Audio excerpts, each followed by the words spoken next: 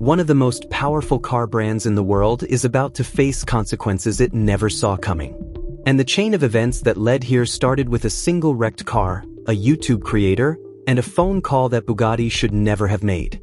This is the story of how one company's arrogance caught the attention of regulators, and how a law decades in the making is about to rewrite the rules of car ownership across an entire continent.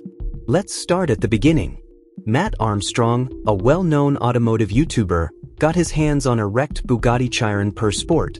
The car had already been written off by the insurance company, totaled, buried in paperwork, and left for dead.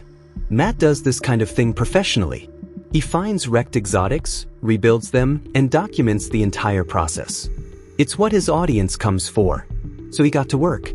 He tore into the Chiron, assessed the damage, sourced what he could. And when he reached the point where he needed specific components to finish the job, he did what any reasonable person would do. He called Bugatti. They refused to sell him a single part. Not because the parts didn't exist. Not because they were unavailable. Bugatti simply decided that Matt, an experienced rebuilder with a proven track record, was not worthy of accessing the components needed to repair a car he legally owned. But they didn't stop there. Bugatti's CEO went further, recording a video statement and publishing it for the world to see. Chiron, there's so many electrical wires, piping, oil piping, water piping, fuel lines that connect from the monocoque to the rear section, and they have to split the car in half. You can't do that in a garage. There's just a few places in the world with the right equipment and only a few people in the world with the right training to be able to do that. The message was clear. A Chiron should only ever be rebuilt by Bugatti. In his own words, there are only a few places in the world with the right equipment and only a few people with the right training to do the job. And in his view, a private garage was not one of them. It was a remarkable statement, publicly, confidently, and completely unaware of what it was about to set in motion. Here's the thing. Matt's story made headlines. It went viral. People were outraged.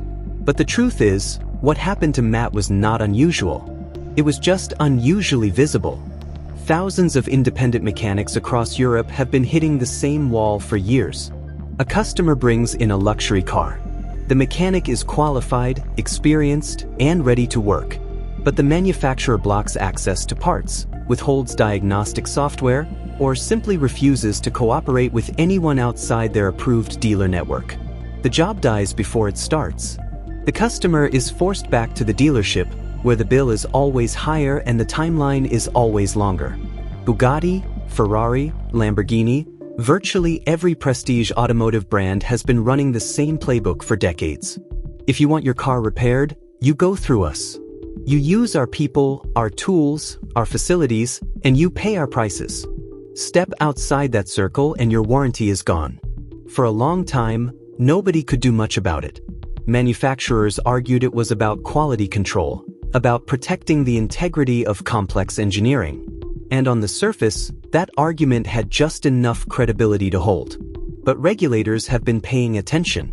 And after years of collecting evidence, consulting mechanics, and listening to car owners, the European Union has had enough. The EU Right to Repair Directive is not a new idea. It has been building for years, gathering momentum as the frustration of consumers and independent repairers reached a tipping point. What Matt's story did was put a very public, very recognizable face on a problem that regulators were already determined to solve. And when the law lands, the change it brings will be total. Under the new directive, manufacturers operating in the European Union will no longer be permitted to block independent repairs. They will be required to sell spare parts to any qualified repairer, not just their own dealer network. They will be prohibited from using software to disable or degrade a vehicle following an independent service. They will be forbidden from voiding warranties simply because the owner chose a mechanic outside the approved network. Independent mechanics will have full legal access to the diagnostic tools and technical data they need to do their jobs. Small garages will compete on equal footing with manufacturer dealerships. Car owners will have the legal right to take their vehicle anywhere they choose, without forfeiting their rights in the process. A mechanic with 20 years of experience working out of a workshop in rural France will have the same legal access to parts and data as a Bugatti dealership in Paris. That is not a small shift. That is a fundamental restructuring of how the luxury automotive industry has operated for decades. The deadline is July. Comply before then, or lose access to the European market entirely. And that threat is not abstract. For Bugatti, Europe is everything.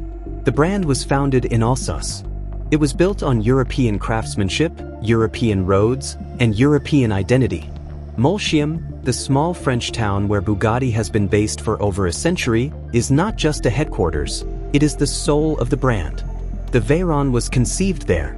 The Chiron was born there. The legacy that justifies a $2 million price tag was forged there. Losing access to Europe would not simply hurt Bugatti's sales figures. It would sever the brand from the very soil that gave it meaning. The waiting lists would collapse. The collectors who paid 7, 8, 10 figures for a car would begin questioning what, exactly, they had purchased. Reputation is the only real currency a brand like Bugatti trades in, and the EU is in a position to devalue it overnight. But the financial and commercial consequences are only part of the picture. Bugatti's legal exposure from years of operating this closed system is significant. Every owner who was denied access to an independent repairer now has potential grounds to challenge the company directly. Every mechanic who was locked out of a legitimate job has a case to make. Every software lockout that prevented a qualified technician from accessing diagnostic data becomes a piece of evidence. Every part that was refused, every warranty that was voided without genuine justification, it all leaves a paper trail. And Bugatti built a very long paper trail. The same documentation that once backed up their exclusivity policies now reads as a record of systematic market restriction. Lawyers across Europe are going to find it very useful. None of this is lost on the rest of the industry. Lamborghini is watching. Ferrari is watching. Koenigsegg is watching. Every ultra-luxury manufacturer that has operated a similar closed-door model is now reassessing its position, because if the EU decides to make an example of Bugatti, and it has every reason to do so, no one knows who comes next. This is not a Bugatti problem. This is an industry reckoning. For decades, these companies sold extraordinarily expensive cars and then retained effective control over them long after the transaction was complete. Software you couldn't access. Diagnostics that only ran on proprietary systems inside approved facilities. Parts that existed only within a manufacturer-controlled supply chain. They called it quality assurance. The European Commission calls it market abuse. And the people who suffered most were not mechanics.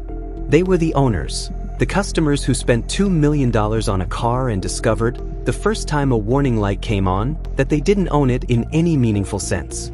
They owned the shell. Bugatti retained everything underneath. Every service appointment, every replacement component, every warranty interaction led back to one place. Molsheim, on Bugatti's schedule, at Bugatti's price, under Bugatti's terms. That is not ownership. That is an expensive subscription that nobody agreed to sign. The EU Right to Repair Directive gives those owners something they have never had before: legal standing. For the first time, they have the right to demand records. The right to ask why their warranty was voided. The right to choose their own mechanic without penalty. The right to walk into a European court and require Bugatti to explain its decisions. Some of them will. Matt Armstrong knocked on Bugatti's door and was turned away. The EU didn't knock. It changed the locks. What comes next depends entirely on how Bugatti responds. They can adapt, open their supply chains, grant access to independent repairers, update their warranty policies, and enter the new era of European automotive regulation on their own terms. Or they can resist, run out the clock, and discover what it means to be the example the EU chooses to make. The deadline is July. Bugatti spent decades building a system designed to keep people like Matt out. That system is almost finished. The parts builders were always owed are now legally required to be available. The mechanics who were locked out of work they were qualified to do now have the law on their side. The owners who were told where to go and how much to pay now have a choice. The era of selling someone a $2 million car and then using it as leverage over them is over. Bugatti built an empire on exclusivity.